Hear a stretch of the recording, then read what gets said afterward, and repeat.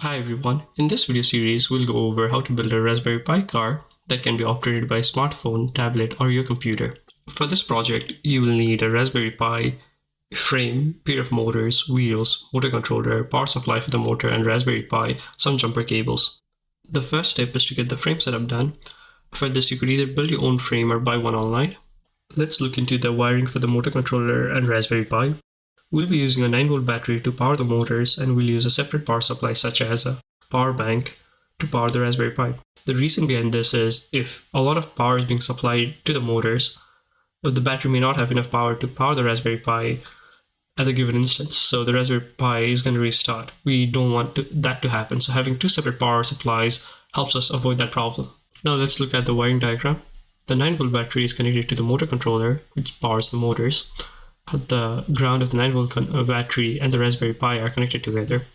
The power is connected to the 12-volt side, and these enable pins and input pins are connected to the respective GPIO pins in the Raspberry Pi. If you'd like to know more on detail on how the Raspberry Pi controls the edge breeze and the motors, please check out my previous video on controlling DC motor with Raspberry Pi and L298 and motor driver. We'll be using NodeRed to control our build. So let's look into the installation process for NodeRed and how to set it up.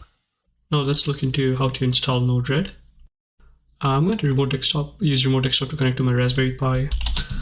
If you have remote desktop setup, it's easier to control the Raspberry Pi. You don't have to plug in on the HDMI and keyboard mouse every time you do it. So I prefer remote desktop. Now let's look at the NodeRed's website. When you go to NodeRed website, click on Get Started. On the Get Started section, select on the Get Started, select the Raspberry Pi. Copy this command over. Right on your Raspberry Pi, do node-v first. Alright, it gives us that no command found because Node is not installed. Now let's paste what we copied over.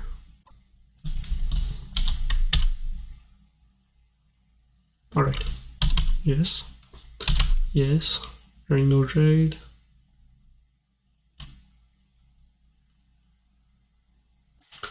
The installation process is now complete, as you can see in the screen.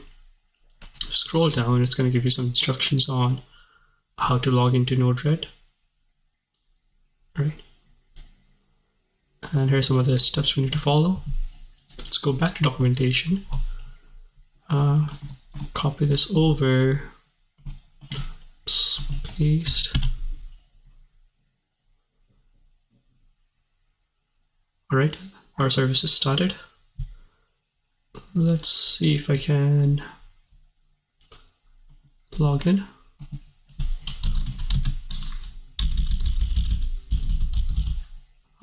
This was alright. We're now inside our NodeRed. Just cancel out of there for now. I think there's another step we need to do.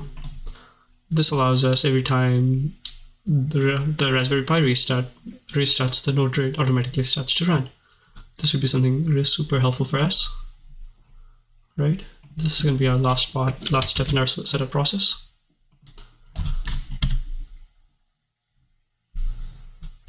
And let's do a reboot.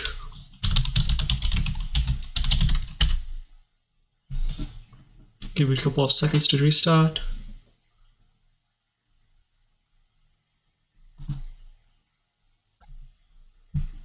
Let's back up. To go here, reload the page, I should be able to see NodeRed. For some reason it's not showing up. Strange.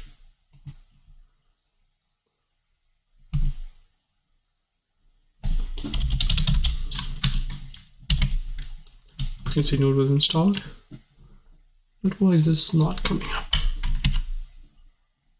Now we can see it. Now it has started. Alright, the NodeRed installation is now complete. I think this is a good place to end the first part of the video series. To recap, we talked about the frame, the wiring for the Raspberry Pi, motor controller and the motor, and we installed NodeRed.